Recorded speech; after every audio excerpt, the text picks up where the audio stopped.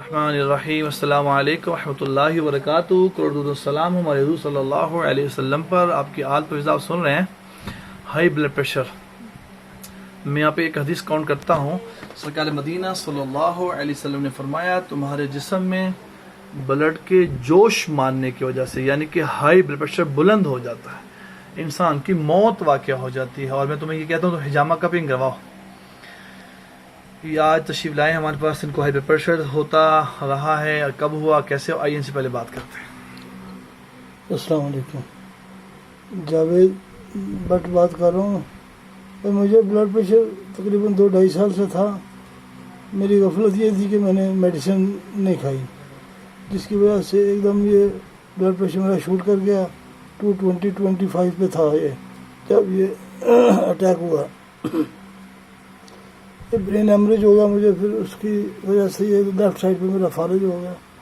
اور مجھے ڈاکٹروں نے جواب دے دیا تھا کہ کسی بھی ٹائم کچھ بھی ہو سکتا ہے, اللہ پاک سے دعا کریں. تو اللہ پاک نے زندگی رکھی ہوئی تھی, اس کی کرم نوازی اللہ پاک نے مجھے بچایا. اور مجھے کہیں سے دوستوں نے بتایا کہ یار آپ حجامہ کروائیں, تو میں تھوڑا کیئر لیس تھا, نہیں کروایا. اب پھر مجھے دوست ملا تو اس نے مجھے بڑی تاکید سے کہا یار آپ ایک دفعہ کروا کے تو دیکھو. تو میرا مائنڈ بنا, میرا ذہن بن گیا. میں نے کہا چلو ان شاء اللہ تعالیٰ جسے نبی بھی ہے تو ان شاء اللہ اللہ رحمت کر دے گا. میڈیسن کب سے کھاتے ہیں آپ؟ میڈیسن میں 2-2.5 سال سے کھا رہا تھا, لیکن میں نے جب یہ مجھے بلڈ پریشر شوٹ ہوا ہے تو اس وقت میں نے نہیں کھائی, ہفتہ 10 دن سے نہیں کھائی, جس کی وجہ سے یہ شوٹ ہو گیا. تو یہ ہوا کیوں تھا, یہ ذہن میں آیا کچھ, کیسے ہوا, کیوں ہوا؟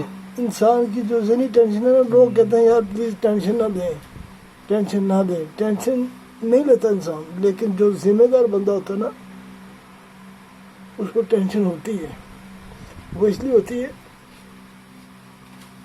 کہ اس کو پتہ ہے اس نے اپنا گھر چلانا ہے, اپنے معاملات جو ہے وہ ہینڈل کرنے ہیں, وہ کیسے کرنے ہیں. وہ نہ سوچتے ہوئے بھی انسان سوچتا ہے. تو جیسے جیسے کباہتیں آتی ہیں لوگ آپ کو ڈسٹرب کرتے ہیں. مجھے زیادہ تر لوگوں نے ڈسٹرب کیا جو اپنی زبان پہ قائم نہیں رہتے تھے. جب میں نے اعتبار کرنا کسی پہ, انہوں نے تو بہت اچھا سلوک کرنا. جب میں نے اپنا معاملہ سارے ان کے ہینڈل کر دینے, اپنے اعتماد کر کے ان کے اوپر چھوڑ دینا, تو جب میں نے اپنا لین دین کلیئر کرنا تو انہوں نے کہنا بھائی آپ تو بہت غلط آدمی ہیں. تو میں کہتا ہوں یار میں نے اس بندے کے ساتھ اتنا اچھا سلوک کیا, یہ میرے ساتھ اب کیا کر رہا ہے. یہ ٹینشن ہوتی ہے زیادہ. لوگوں کی جو بد زبانی ہے, جو انسان ایک دوسرے کے ساتھ غلط وعدہ کرتا ہے, اصل ٹینشن مجھے یہ ہوئی ہے کہ میں چاہتا ہوں کہ بھئی آپ جس سے بھی جو بھی لین دین آپ کا, اللہ کی راہ پہ آپ صحیح اور سیدھا کریں, سنتے نبی پہ چلیں. میں نے تو بہت ہی اچھا لوگوں کے ساتھ میرا الگ ہوا سلوک کیا, کبھی کسی کا مال نہیں کھایا, نہ کبھی کسی پر نظر رکھی.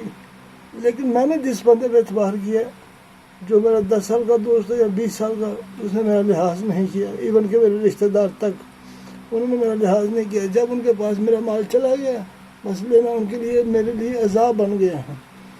تو لہذا جو بھی آپ لین دین کریں سب سے پہلے تو اپنی تحریر کریں جو سنت ہے.